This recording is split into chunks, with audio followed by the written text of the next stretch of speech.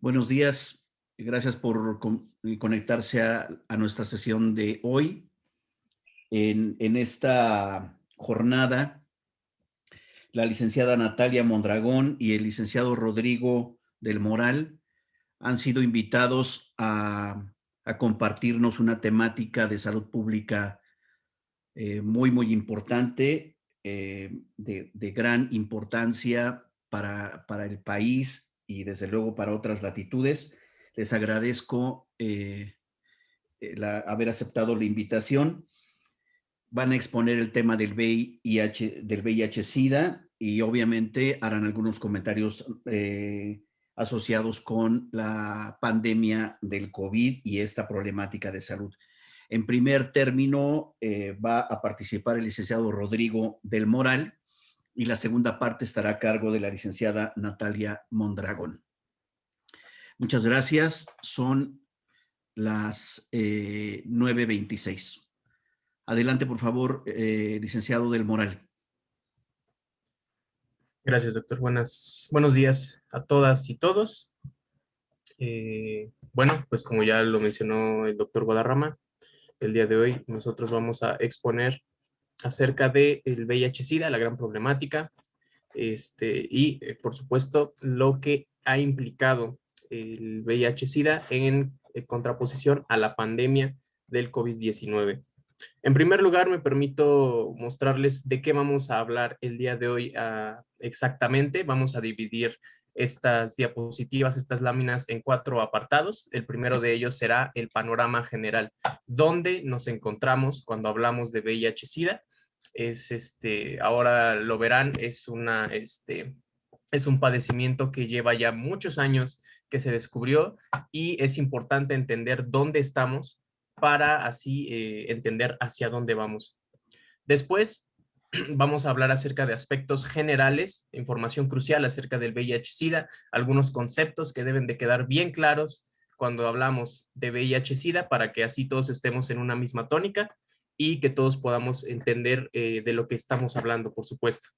El número 3, estrategias para combatir el VIH-Sida. Esta parte ya le corresponde a mi compañera Natalia. Y por supuesto, lo que más nos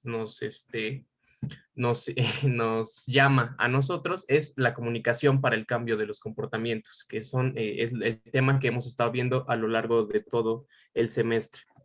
Entonces, a manera de introducción, hemos de recordar que el virus de inmunodeficiencia humana, el VIH, fue descubierto en 1983 por un grupo de científicos y publicado en la revista Science.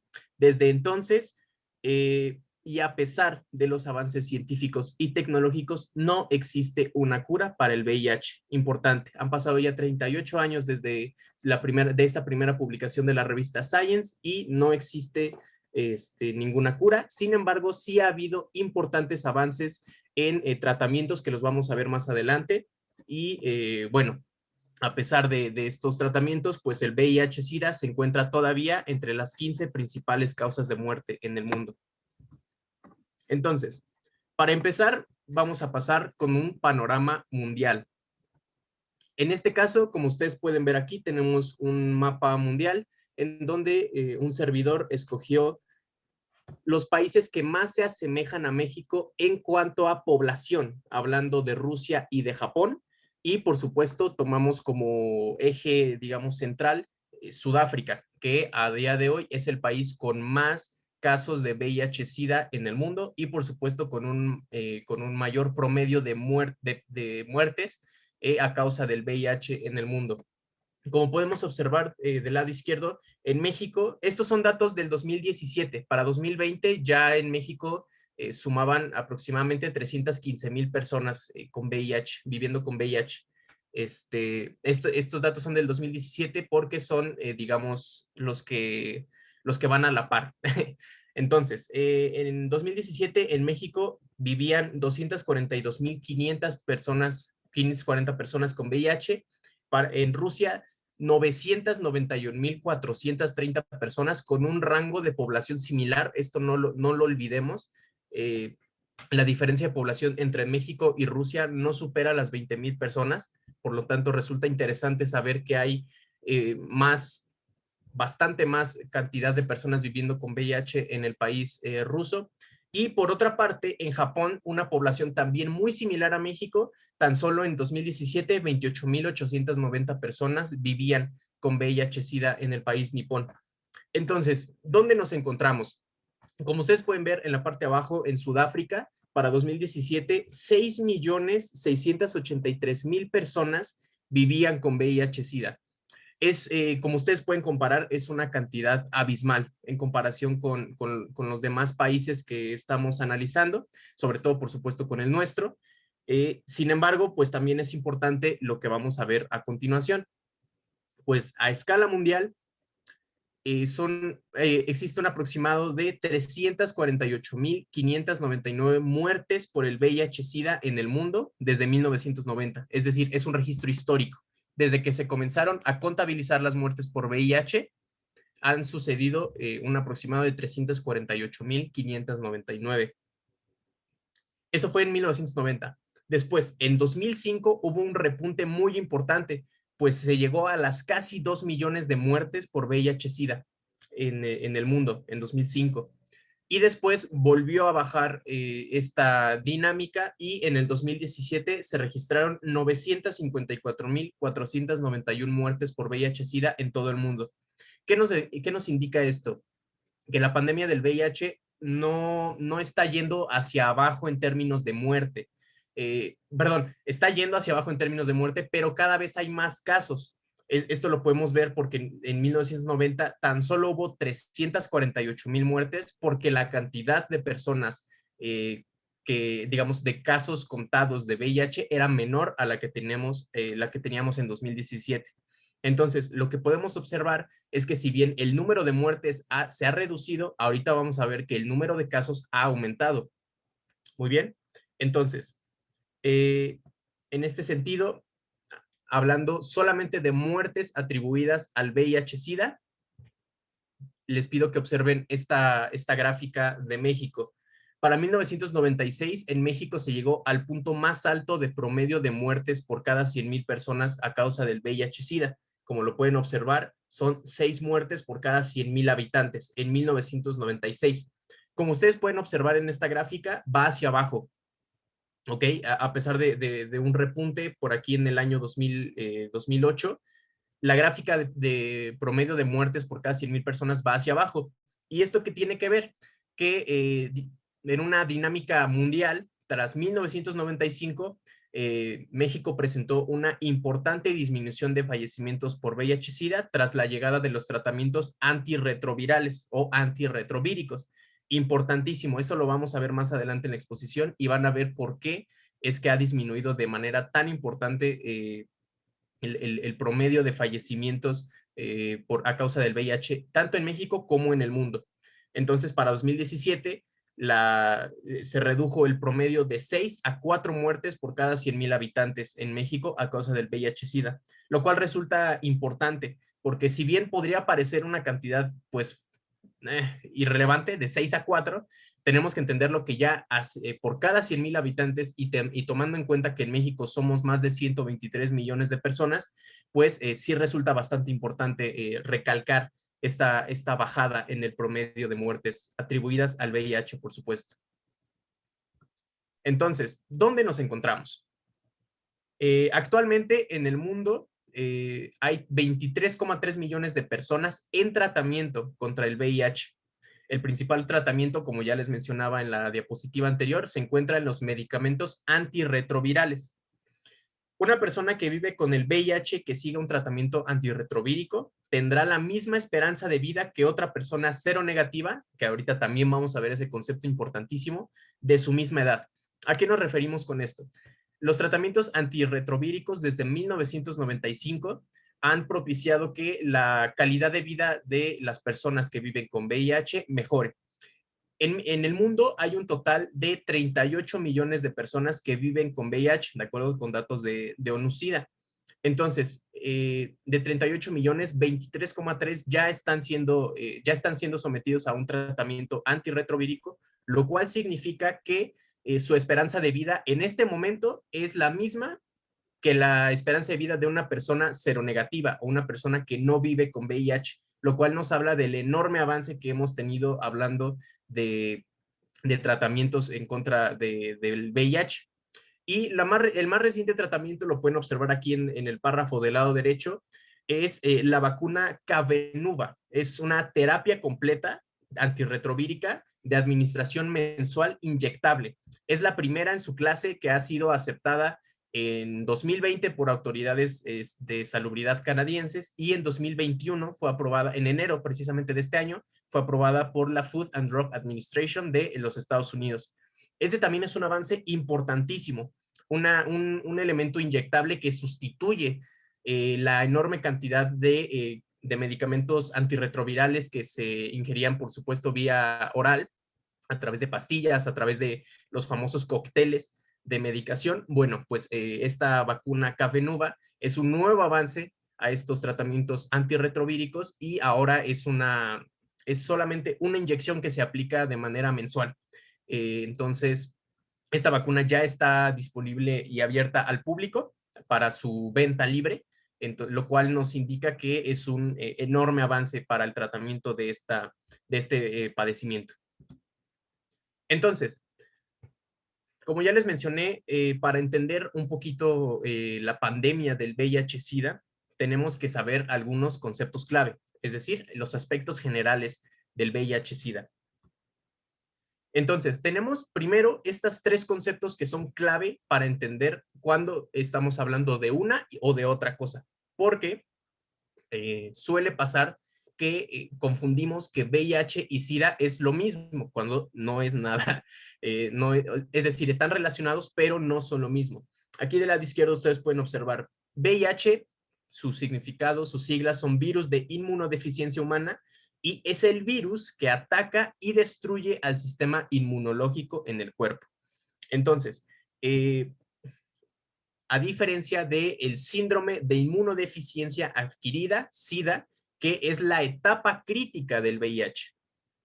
Es decir, el SIDA es el resultado del debilitamiento del sistema inmunológico a través, digamos, a consecuencia del VIH.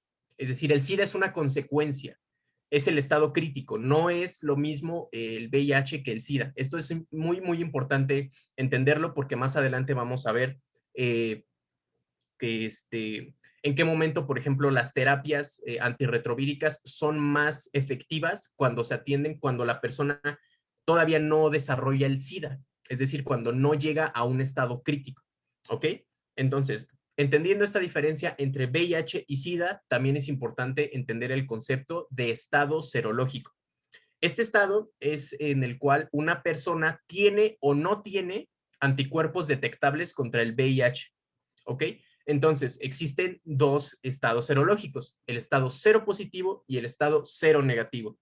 El estado seropositivo significa que sí existen anticuerpos en contra del VIH en el cuerpo de la persona, o en el caso seronegativo es que no existen anticuerpos en contra del VIH, ¿ok? Entonces, no sé si hasta este momento exista alguna duda, o si no, voy a pasar a la siguiente diapositiva. De todas maneras, al final de la presentación tenemos un apartado para preguntas y respuestas, así que les pido que si tienen alguna pregunta, por ahí la anoten, no la pierdan, y al final de la presentación se hará, por supuesto, respuesta. Después tenemos otro concepto bien importante, que son las poblaciones de riesgo. La población de riesgo es sobre todo, son estos grupos clave, grupos de población clave, entre los cuales se distribuye el mayor porcentaje de casos de VIH alrededor del mundo. Como ustedes pueden observar, tenemos personas transgénero, hombres que tienen sexo con hombres, los HSH, trabajadores o trabajadoras sexuales, y usuarios de drogas inyectables, UDI. Entonces, no es coincidencia que se les llame población de riesgo, pues como pueden observar ustedes en el recuadro amarillo aquí abajo, los miembros de estos grupos representan el 62% de nuevos casos a nivel mundial. Más de la mitad de los nuevos casos que se registran de VIH en el mundo se registran, mejor dicho, en alguna persona que pertenece a algunos de estos grupos clave. Estos son datos de ONU-SIDA, los más recientes del 2020. Entonces, en el caso de los hombres que tienen sexo con hombres, el riesgo de contraer VIH es 26 veces mayor que un hombre que no tiene sexo con hombres. En el caso de los usuarios de drogas inyectables, es 29 veces mayor la posibilidad de contraer VIH. En el caso de trabajadores o trabajadoras sexuales, es 30 veces mayor la posibilidad de contraer VIH. Y en el caso de las personas transgénero, es 13 veces mayor la posibilidad de contraer VIH. Entonces, es importante también esta parte de la población de riesgo, porque más adelante también vamos a ver que para generar una campaña de comunicación, también tenemos que entender hacia dónde nos vamos a dirigir. Pero eso más adelante, no se me apresuren. Después, tenemos las vías de transmisión del VIH, que también es una parte fundamental entenderla, porque puede llegar a haber cierto desconocimiento o desinformación acerca de esto. Primero. Cinco. Gracias, doctor.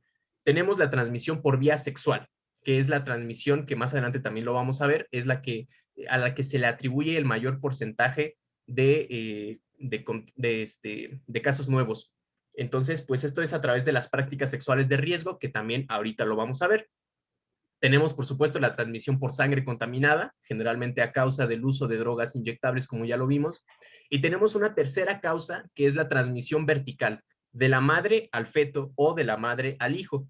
Esto puede suceder de dos maneras. Primero, en el estado embrionario, o mejor dicho, en el estado de embarazo de la mujer. El VIH, si la mujer es un caso activo de VIH, es posible que este virus atraviese la placenta y el bebé desarrolle el virus también antes de nacer. O por otra parte, si el bebé ya nació y la mamá es un caso activo de VIH, es posible que a través de la lactancia materna pueda transmitir el virus de la madre al hijo. Entonces, esta parte también es interesante, bueno, muy importante recalcarla. Las prácticas sexuales de riesgo, como ya lo había mencionado anteriormente, pues tenemos principalmente estas cuatro. Hemos de recordar las poblaciones en riesgo para hablar acerca de estas prácticas sexuales de riesgo. Primero tenemos el zero sorting, que es la búsqueda de dos personas con el mismo estado serológico para practicar sexo sin protección.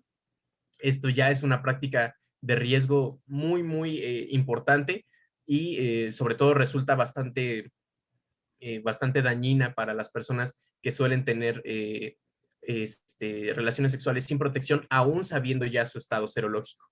El fuck of death, que lo pueden ver acá del lado izquierdo abajo, consiste en personas seronegativas que tienen relaciones sexuales con personas seropositivas para adquirir de manera a propósito el VIH.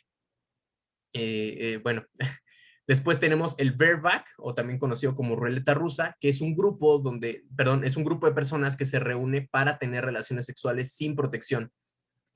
También, por supuesto, resulta sumamente riesgoso. Y el chemsex, que son fiestas, orgías, en las que además de las relaciones sexuales, se comparten drogas intravenosas en el acto. Entonces también resulta en una práctica sumamente riesgosa.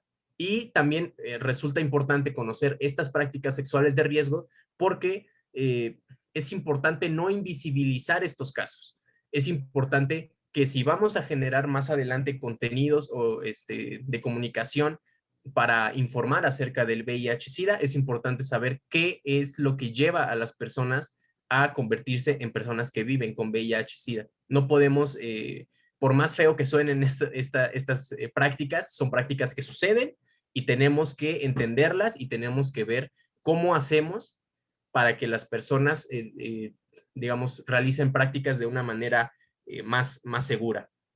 Entonces, cedo la palabra a mi compañera Natalia, que ella va a comenzar por hablarnos de las estrategias para combatir el VIH-Sida.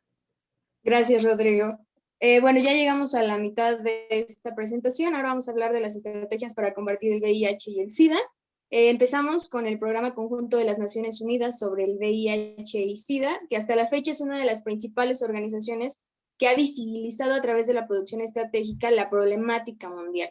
ONU-SIDA cuenta con diversos formatos de presentación de información al público. De todas estas producciones que ven en la presentación, destacan sobre todo el objetivo 90-90-90. Este es un compromiso histórico que tiene la organización y ha sido una de las estrategias más interesantes que pudimos investigar.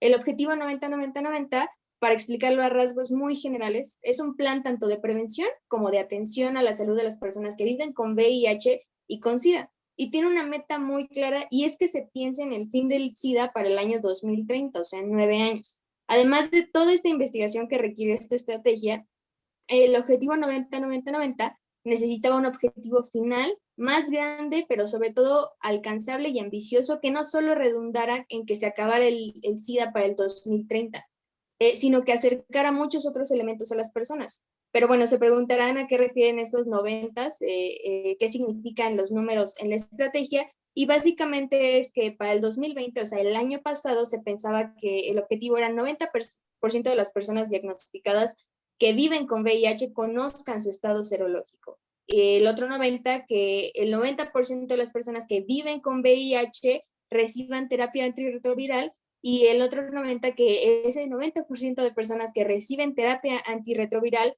conocieran, tuvieran supresión viral, perdón.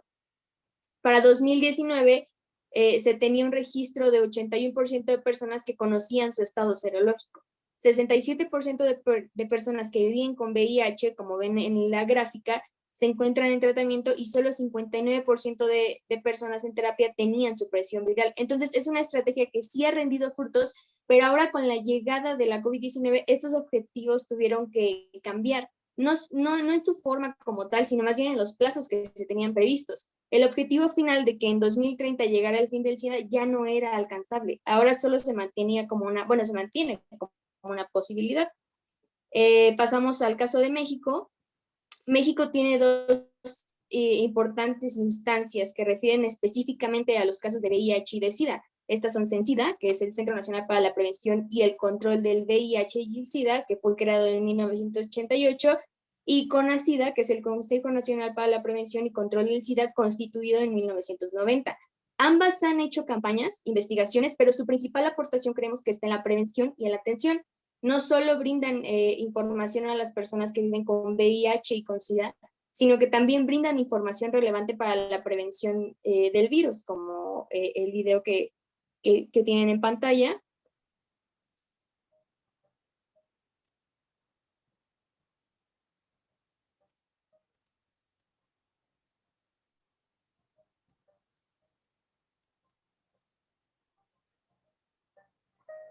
México, 1 de cada 3 personas con VIH no lo sabe. La prueba es rápida, segura y confidencial. Solicítala de manera gratuita en tu unidad de salud.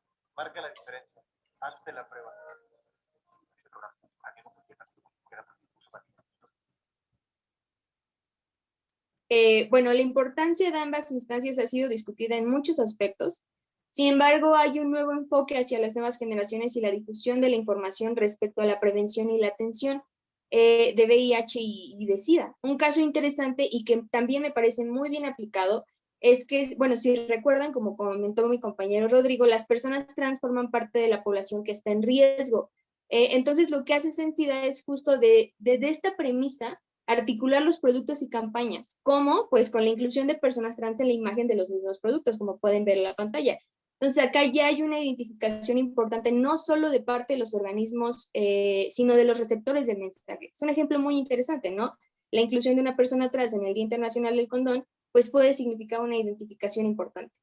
Ya estudiadas estas dos estrategias nacionales e internacionales, pasamos a la comunicación para el cambio de comportamiento, que es parte fundamental de esta investigación que realizamos Rodrigo y yo. Y bueno, como ya vimos, el VIH es un virus que cada día controlamos más, pero que enfrenta muchos otros obstáculos para su prevención. Pensemos que obliga a las sociedades a confrontar ideas culturales y prejuicios sobre los puntos que han alimentado más el desconocimiento sobre el VIH. Esto también sin dejar de lado las prácticas sexuales que pueden ser de riesgo, ya que en la mayor parte del mundo el VIH refiere principalmente a ser una infección de transmisión sexual. Entonces había que partir desde la concepción de que debemos implementar la comunicación de una forma que podamos lograr un cambio en el comportamiento, pero no solo de las personas que vivían con VIH, sino de las personas que no vivían con VIH. Una parte importante que retomamos en esta campaña que vamos a ver más adelante fue pensar a la propia campaña en función de lo que Jaime Orozco, un autor que leímos en clase, llamaba campañas de publicidad social, donde la comunicación debía ser disuasiva y persuasiva, pero también tener un factor pedagógico muy importante. Una comunicación, digamos, más preventiva que curativa era la práctica deseable, anticiparnos a los hechos más bien, si lo quieren ver de esa forma. Para esto, primero, como tienen ahí en la presentación, primero había que definir objetivos. Era cuestión de pensar qué queremos decir, cómo lo queremos decir, pero principalmente a quién se lo queremos decir. Y justamente parte de pensar en la estrategia era tener presente a los recursos que podíamos acceder. También pensar en el tipo de comunicación, no solo en el tono, sino tener presente los medios por los cuales íbamos a difundir el mensaje, que en este caso iban a ser redes sociales. La propia construcción del mensaje, es decir, qué posicionamiento queremos tener, qué línea vamos a seguir en los productos comunicativos que van a ver al final, y finalmente generar el cambio de comportamiento a partir de una actitud positiva e informada, pero sobre todo con la credibilidad que debía caracterizar. O sea, no solo ser estudiantes que publicaban un mensaje creativo, bonito, como sea, sino tener toda la información que nos respaldaba que ya habíamos hecho en los productos comunicativos y en la investigación del ensayo. Antes de comenzar a planear la estrategia es necesario conocer dónde estamos y desde qué lugar vamos a pensar nuestra estrategia de comunicación para situarnos, justamente como lo mencionaba mi compañero Rodrigo. Tienen ahí una gráfica en pantalla que me parece muy interesante. En México la causa de transmisión de VIH más alta ha sido por la vía sexual. Desde 1983 hasta 2020, nada más como para dimensionar, esta vía de transmisión acumula un total de 250.700 personas y representa el 96.1% de los contagios totales en la población mexicana. La diferencia es enorme comparada con la transmisión perinatal, los usuarios de drogas inyectables y la transmisión sanguínea. Acá yo quisiera hacer una pregunta al azar. Andrea, no sé, ¿por qué crees que la vía sexual es la forma de transmisión que más prevalece en México? Pues porque hay poco conocimiento sobre métodos anticonceptivos. Ok, sí, tienes un punto muy, muy importante y de eso vamos a hablar un poco más adelante, pero muchas gracias. También podemos identificar que los hombres son los que han sido más afectados. El 81% de las personas, el 81.2% de las personas que viven con VIH son hombres, mientras que las mujeres mantienen un porcentaje bajo respecto al total de los seropositivos, con un 18.8%. Y como ven, esto también puede alimentar un poco la parte del estigma y la relación que existe hacia el VIH y la cultura, porque muchas personas siguen creyendo que el VIH es un virus que solo afecta a hombres homosexuales, pero no es cuestión de preferencias, sino más bien de prácticas. Otro dato importante que tiene que ver con las edades, el último informe histórico justo publicado por la Dirección de Vigilancia Epidemiológica de Enfermedades Transmitibles, en 2020, reportaba que las personas entre 20 y 29 años eran los más afectados por el virus de inmunodeficiencia humana y representaban el 19.8% de la población total.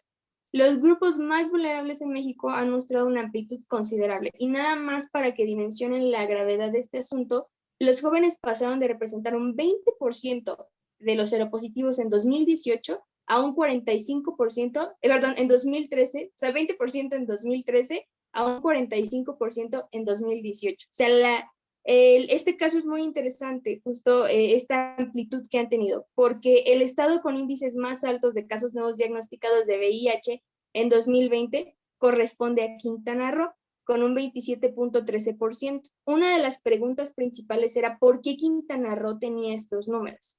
Y al investigar este caso, fue que encontramos un monitoreo que hace Censida en Quintana Roo, donde evalúa justamente esta relación que respecto al número creciente de transmisiones de VIH y el uso del condón, que era lo que mencionaba un poco Andrea. Lo que encontramos fue que los resultados de los cuestionarios aplicados a jóvenes específicamente apuntaban a que tienden a estar informados sobre las formas de prevención para VIH, pero que ni esa información ni la percepción de riesgos tenían alguna influencia ante el uso adecuado del condón. Otro factor muy importante y que si lo leen entre líneas nos puede decir algo más grande era que este mismo monitoreo apuntaba que 1 de cada 5 jóvenes dijo no utilizar el condón porque no contaban con uno en ese momento, lo que indicaba claramente y entre líneas un aumento considerable en las relaciones sexuales ocasionales o no planeadas, pero también en el acceso limitado a condones, como lo veíamos en los spots que analizamos en clases, ¿no? Yo voy a una fiesta, sí, pero usa condón, ¿no? Este aumento en las relaciones sexuales ocasionales también era un factor importante a la hora de analizar estos estados con mayor índice de nuevos casos. En los estados como Colima, no, en la anterior, por favor. En los estados como Colima, Yucatán y Veracruz, el caso es muy similar.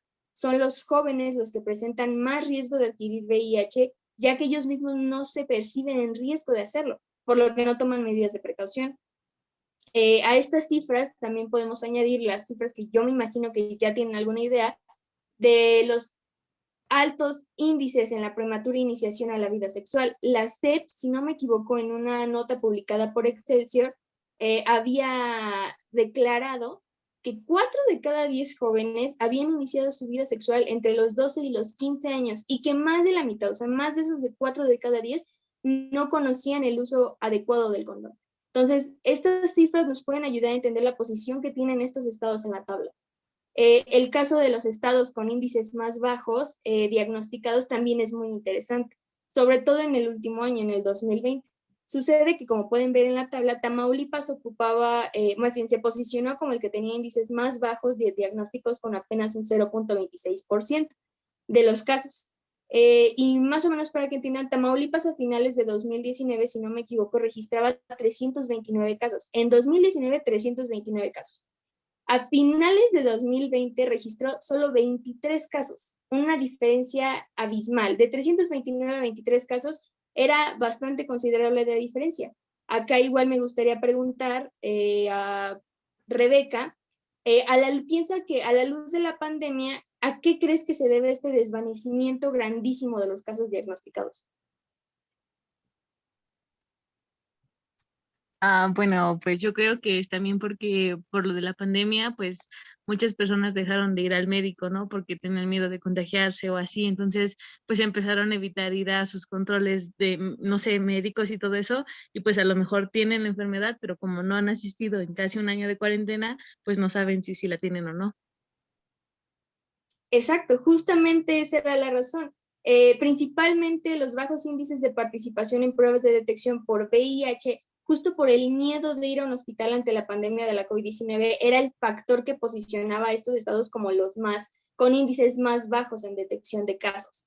En Tamaulipas, a finales de 2019, la Secretaría de Salud había declarado que se habían aplicado 90,000 pruebas para detectar VIH. Piensen que a más pruebas que se aplican, más detección de casos. En 2020 no hubo tal declaración, pero, o sea, pónganse a pensar en la diferencia que hay entre 329 casos detectados en 2019 y 23 casos detectados en 2020. Pueden darnos una pista de la poca participación que hubo respecto a las pruebas.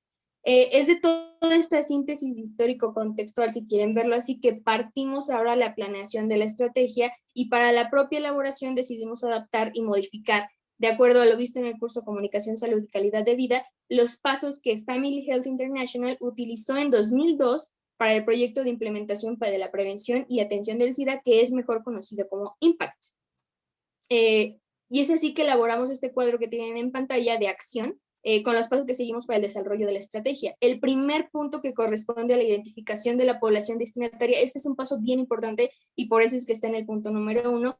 Acá identificamos a los individuos en alto riesgo o vulnerabilidad que, de acuerdo a nuestra investigación y como ya pudieron ver, representaban la mayor numeralia. En este caso eran hombres que representaban el 81% de personas en cuanto a transmisiones por sexo, entre 25 y 29 años, que mantenían prácticas sexuales de riesgo y con preferencias a no usar el condón.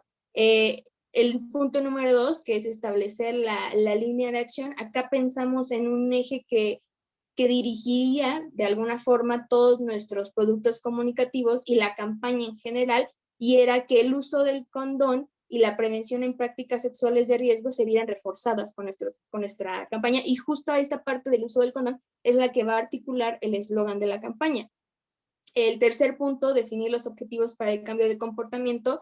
Acá pensamos en 2 objetivos, y el primero, que es fomentar el uso de condón de la población vulnerable nuevamente para reforzar esta parte del uso del condón. Y pues sí, como vamos a ver en los productos, es parte incluso del eslogan. El segundo objetivo, que es advertir de las prácticas sexuales de riesgo que pueden transmitir VIH, y esto también lo van a ver reflejado justo en nuestros productos comunicativos, en una parte de ellos.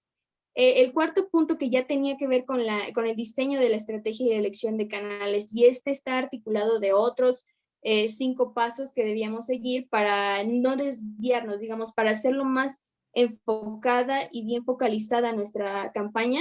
El paso 1, que correspondía a desarrollar un perfil específico de la población, y este era ya establecer hombres de 20 a 29 años que son sexualmente activos. A ese tipo de población va dirigida nuestra campaña.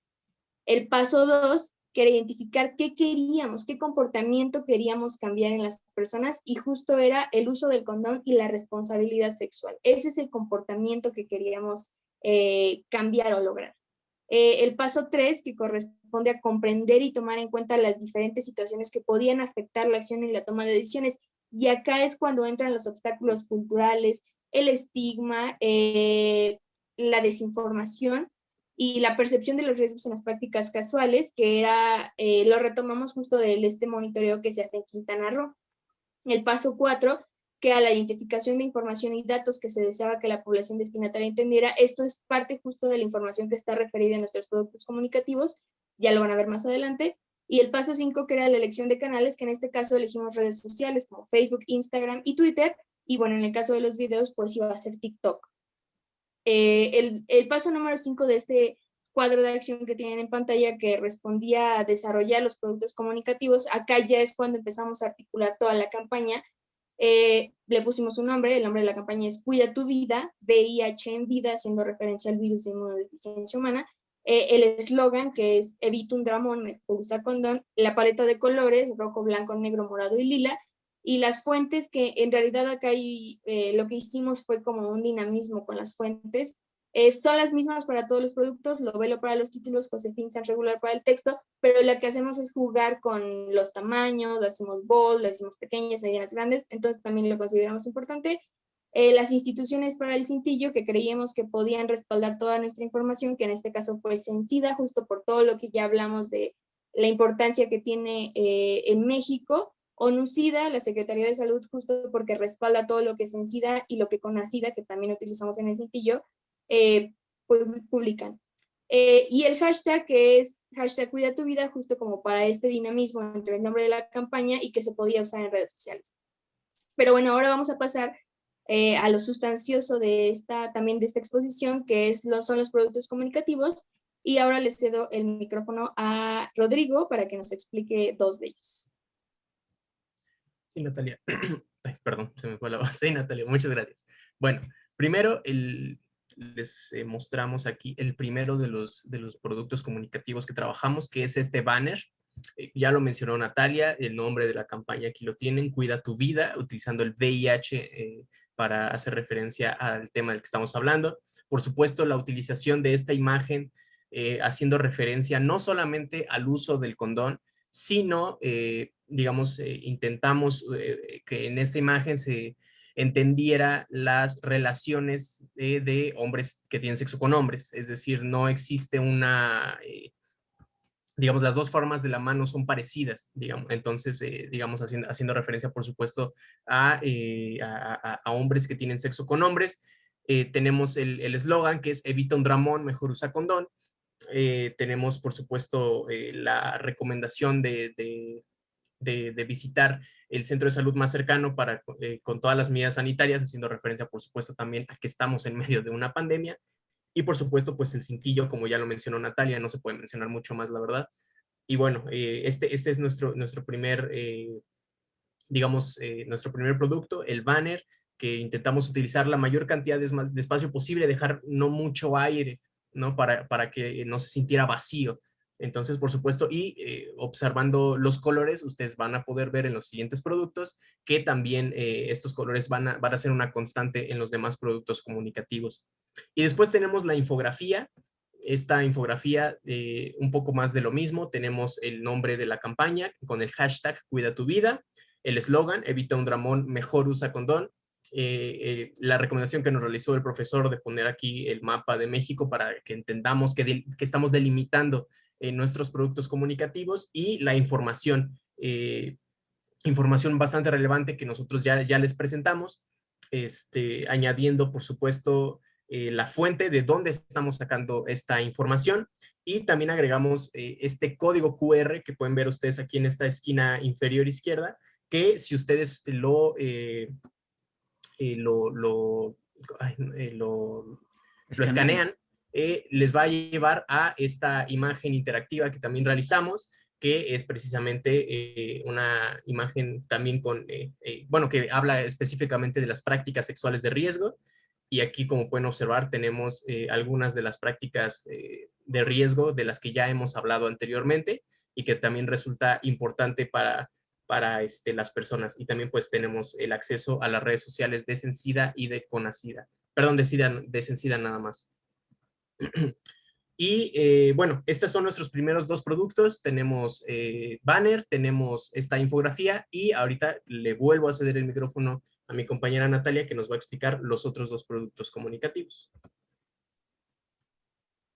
Sí, bueno, ahora tenemos en pantalla el tríptico. En la primera página del tríptico creímos necesario, justo porque como articulamos todo en esta línea de prevención, poner la parte de cómo prevenir el VIH, y acá pusimos 4 puntos. El primero, que refuerza como el eslogan, usa condón. El segundo, que era no compartir material para inyectar o perforar la piel. El tercero, evitar usar rastrillos o cuchillas que no son tuyas. Y el cuarto, conócete, ¿no? Hazte la prueba, conoce tu estado serológico, y justo por eso lo pusimos en la página número 1, que es una de las dos que se ven cuando se abre el tríptico, porque creímos importante ponerlo ahí. En la segunda página, que corresponde a los, no, en la segunda página, exacto, que corresponde a los datos de contacto, en este caso le dimos importancia a Sencida, justo porque es una de, bueno, por todo lo que ya habíamos mencionado, y es la que consideramos más importante acá. En la primera página, que corresponde al nombre de la campaña, Cuida tu vida, y al eslogan, como para articular todo este tríptico mejor. En la cara interior del tríptico podemos ver que en la cuarta página, que es nuevamente una de las dos que se ven cuando se abre el tríptico, queríamos hacer como esta distinción nuevamente de cuál es la diferencia entre VIH y SIDA, y al final nuevamente reforzar con esta pregunta: entonces, si tengo VIH, ¿también tengo SIDA? Y bueno, la respuesta es no, justo para hacer esta diferenciación y que no quede solo en plano de que VIH y SIDA es exactamente lo mismo. En la página 5 tenemos las vías de transmisión. Pusimos ahí como un icono de, pues digamos, un fluido, como para hacer referencia a que VIH bueno, se transmite a través de los fluidos. Tenemos la vía sexual, la vía perinatal y la vía sanguínea, cada una con su respectiva iconografía para reforzar el texto y que no se vea tan abrumador de repente. Y finalmente, los datos de complementación en la página número 6, que refieren a las estadísticas de VIH en México. La primera parte, que es las estadísticas nacionales, la segunda parte respecto a las transmisiones, y la tercera parte respecto a las edades, ¿no? Justo lo que habíamos dicho, de que de 20 a 29 años representan la mayoría de las personas de los casos de VIH. Esto en cuanto al tríptico. Y ahora tenemos el cartel, que justo como estábamos pensando en una campaña social, como lo habíamos hablado anteriormente, pensamos articularlo respecto a nuestro eslogan: evita un dramón, mejor usa condón. Y lo que acá le agregamos, digamos, fue el fondo, que es un poco connotativo para nosotros, porque son como estos dibujos de personas pues teniendo relaciones. Entonces, como para hacer la articulación de condón, prácticas sexuales, úsalo. Por eso nos pareció importante agregar el fondo. Y esta parte de información de usa condón y lubricante a base de agua reduce el riesgo de transmisión de VIH por la vía sexual, que también nos pareció importante agregarlo para reforzar nuevamente todo el eslogan y todo el mensaje del cartel. Nuevamente el código QR, que como ya lo explicó Rodrigo, bueno, es también como para reforzar todo este mensaje de las prácticas sexuales de riesgo. El hashtag Cuida tu vida, que es parte de toda la campaña, que porque se va a usar en redes sociales, entonces para pensarlo en esa factibilidad que tiene. Y bueno, estos serían como nuestros productos comunicativos. En conclusión, la importancia de la comunicación para la salud es enorme y su compromiso hacia la sociedad es aún mayor. Básicamente porque esta ha sido como la encargada de hacer que todas estas investigaciones no solo se queden en este plano académico, sino que esos recursos se bajen al nivel de vida de las personas. Entonces es por eso que es muy importante para nosotros, bueno, porque fue muy importante entrar a este curso y creo que aplicar todos estos conocimientos a todos los productos y a todo lo que hicimos tuvo una relación muy importante con la carrera. Y bueno, yo daría paso a si tienen preguntas, podemos responderlas, algún comentario, estamos abiertos a escucharlos, si tienen alguna. Y si no es el caso, pues entonces daríamos por concluida esta exposición. Les agradecería por su atención y también esperamos que la exposición haya sido pues, de utilidad para ustedes. Gracias. Muchas gracias a la licenciada Natalia Mondragón y al licenciado Rodrigo del Moral por su disertación en esta temática, una disertación profesional. Les pido a cada una y a cada uno de ustedes que evalúen ahora mismo.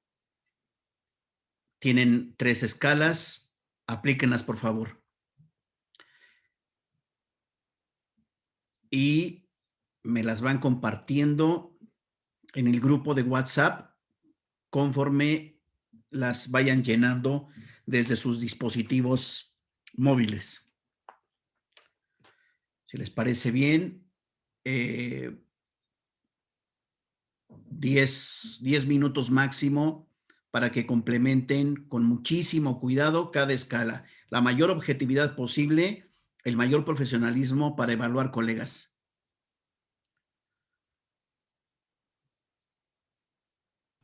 Profesor, yo tengo una duda. Sí, Virgilio. En el caso, ponemos el número debajo de donde dice muy bien, bien, regular, o ponemos el puntaje directamente en donde dice puntaje obtenido.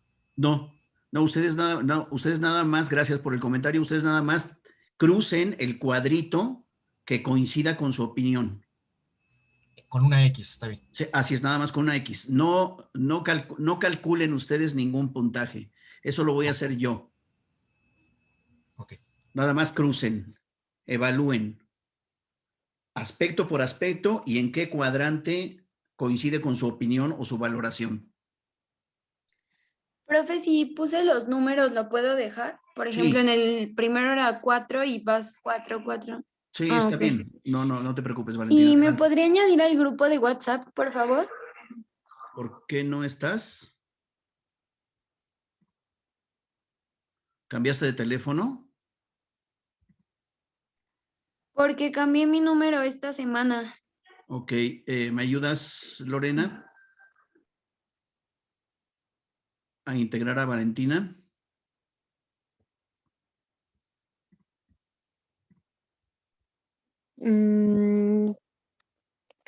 Sí, doctor. Bueno, yo recuerdo que sí está, doctor, pero si no, ahorita se los envío. A ver, espérame, déjame ver.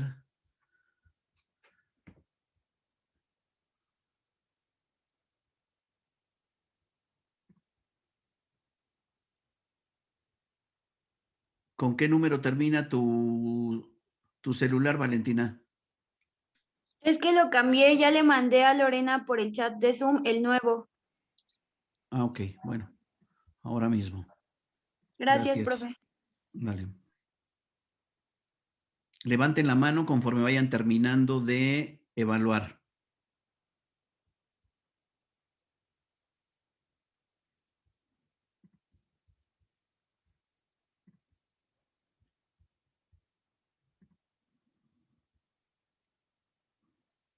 El archivo de las escalas está en el grupo de WhatsApp.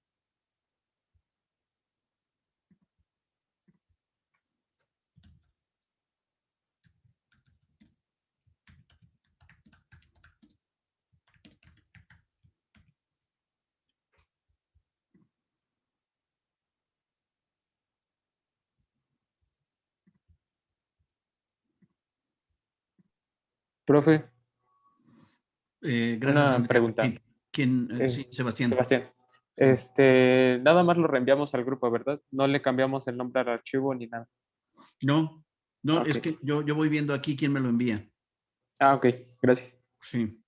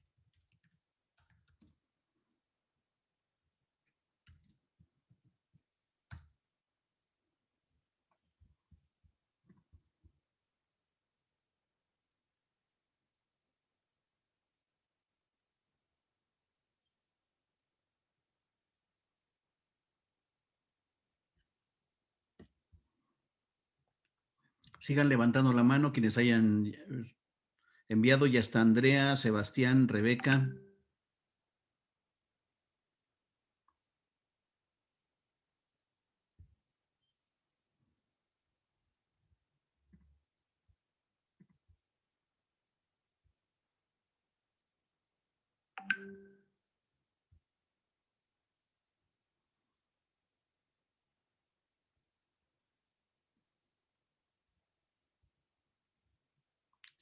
Gracias, Valentina.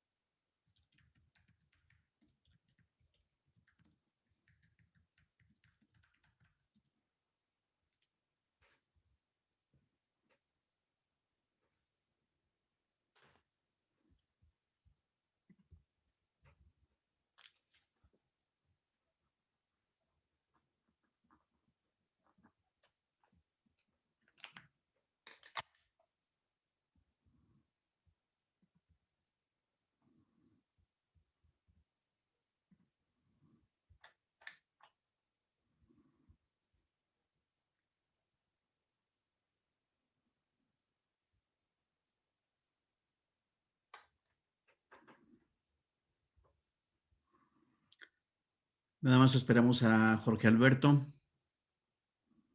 ¿Cómo vas, Jorge Alberto? Bien, ya lo tengo, pero es que tengo un problema para enviarlo, pero ya lo estoy enviando, ya está cargando. Ok. Vale, ¿pueden bajar la mano, por favor? Profe, habla Rebeca. ¿Qué pasó? Me comenta mi compañera Karina que tuvo que ir al médico y no se pudo conectar a la sesión de hoy, pero creo que ella le va a mandar más tarde su justificante nada más para que lo tome en cuenta. Déjame anotarlo. Bueno, gracias, Rebeca. Por favor, prenda su cámara, Natalia y Rodrigo. Gracias. Voy a pedir la retroalimentación o comentarios de Andrea y de Sebastián. Adelante. Bueno, pues yo la verdad me pareció una muy buena exposición. Me gustó que se notaba que dominaban el tema. Aparte, la presentación se me hizo muy explicativa. Creo que el hecho de que pusieran gráficas nos dio una idea más real de la situación del VIH. El hecho de que interactuaran con la audiencia, como cuando Nat me preguntó, o sea, te hacen que estés atento. Y sus proyectos comunicativos para mí están muy bien realizados. Entonces, pues por eso la calificación en mi rúbrica, porque me parece una exposición bastante profesional. Pues sí, ya de unos licenciados en comunicación, entonces, pues yo solo, pues me queda decir felicidades. Ok, muchas gracias, Andrea. Sebastián. Sí, profe. Bueno, a mí también me pareció una muy buena exposición. Creo que en todo momento mantuvieron por lo menos mi atención y me gustó cómo fueron acompañando, ¿no? La parte del texto con la iconografía. Me agradó mucho que pusieran también un video. Me gustó cómo hablaban, se notaba que dominaban el tema, bueno, lo dominan, y también que estuvieron muy tranquilos, ¿no? A veces el tiempo pues presiona, pero creo que lo supieron llevar de buena manera, le dieron las pausas necesarias. Y bueno, yo también los califiqué pues de la mejor manera. Me, me gustó también la parte de la actitud que tomaron. Se ve que lo prepararon muy bien y en términos generales me gustó, ¿no? No tengo ningún pero en realidad. Tal vez en las conclusiones se hubieran andado un poquito más, pero nada más, es solo por poner un pero. Gracias. Lorena, por favor. Gracias, doctor. Bueno, yo nada más como recomendación, en las tablas que tienen sobre las entidades con mayor número de casos reportados y con menor número de casos, igual, bueno, ahí ustedes lo consideren, pero yo creería mejor que pusieran un mapa en donde localicen esas entidades, ¿no? Para que sea visible e incluso les ayude a ustedes, pues, analizar, ¿no? Por qué se presenta ese fenómeno en esas entidades, ver si pertenecen al sur, al norte, al centro, si coinciden como en una misma área o no.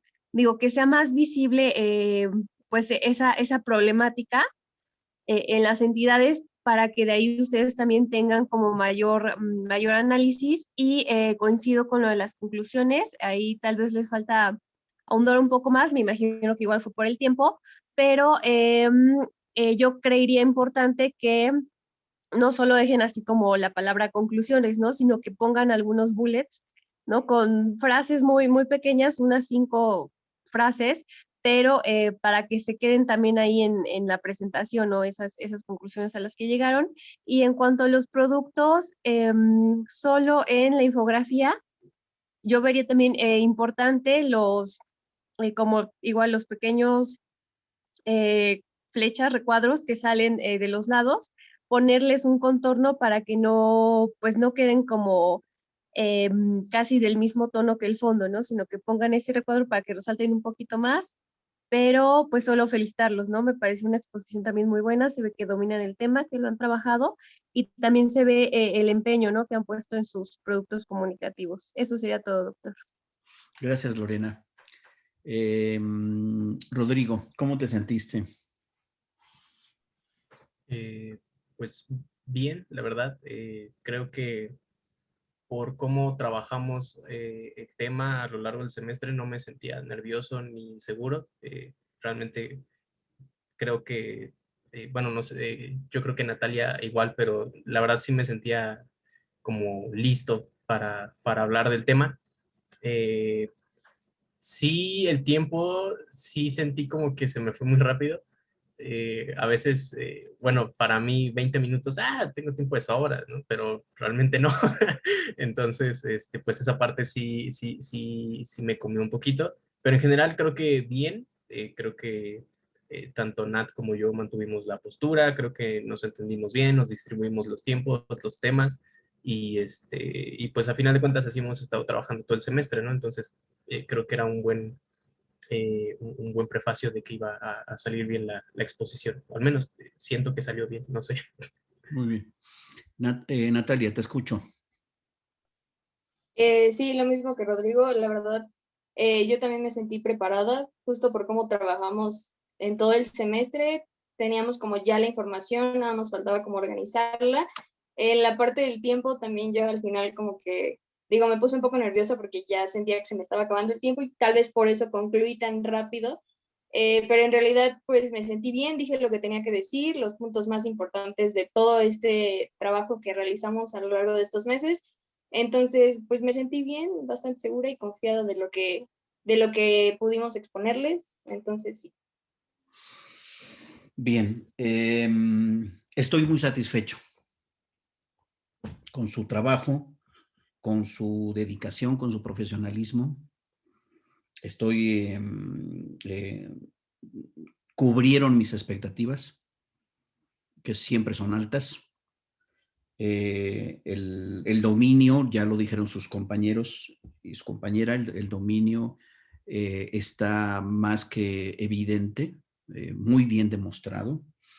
Los productos comunicativos, un gran esfuerzo respecto de la última versión que revisé a la que ahora presentaron. Se ven muchas horas dedicadas a este asunto, un muy buen planteamiento en el eslogan, me parece muy afortunado, muy bien pensado, con ritmicidad, apropiado a la problemática y al grupo de población al que van.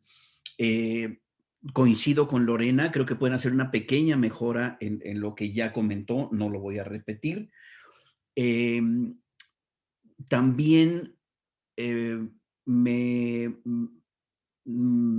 me sorprendió gratamente que antes de presentar los productos y dar cuenta de ellos, detrás hay una estrategia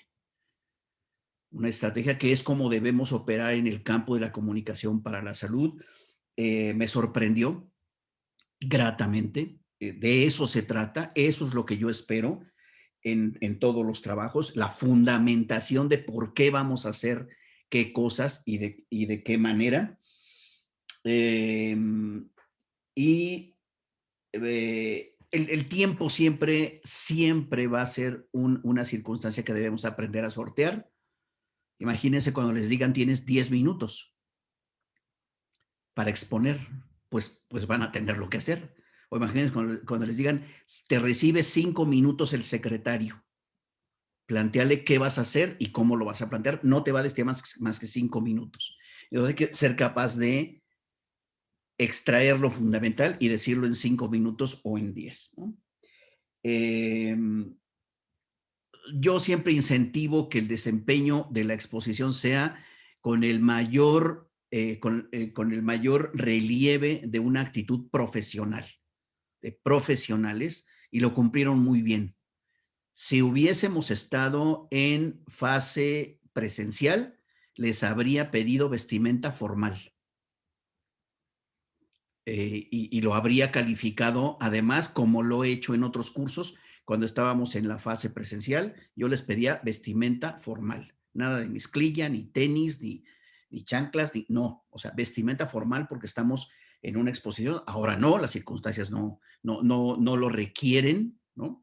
Salvo que, obviamente, cuando yo expongo una ponencia y demás, bueno, pues la vestimenta cambia. Pero muy bien la actitud profesional y su desempeño. Está claro que se han dedicado y que han profundizado en la temática. Y los veo con un perfil en este ámbito del curso, los veo con un perfil profesional y les felicito. Estoy complacido. Gracias. Nos vemos el próximo jueves. Toca al equipo de hipertensión. Nos vamos a enlazar en punto de las 9 de la mañana para tomar algunos acuerdos con el equipo y que arranquemos a las 9:15. He observado que a esa hora, 9:15, están las y los mismos de siempre, así que arrancaremos 9:16, 9:17 del próximo jueves. Hagan las mejoras, licenciada Natalia y licenciado Rodrigo del Moral, licenciada Natalia Mondragón, hagan las mejoras que corresponda para que la entrega sea todavía mucho más sólida, mucho más clara. Amplíen el aspecto de conclusiones en el ensayo, mejoren aquello de los productos y me parece que pueden perfectamente aspirar a una nota alta. Ya veremos qué tanto, pero una nota alta se la han ganado. ¿Vale? Bueno. Gracias, doctor. Nos vemos el próximo jueves. Gracias, profesor. Felicitaciones. Muchas gracias. Luego. Sí, Virgilio, ya, ok. Chao.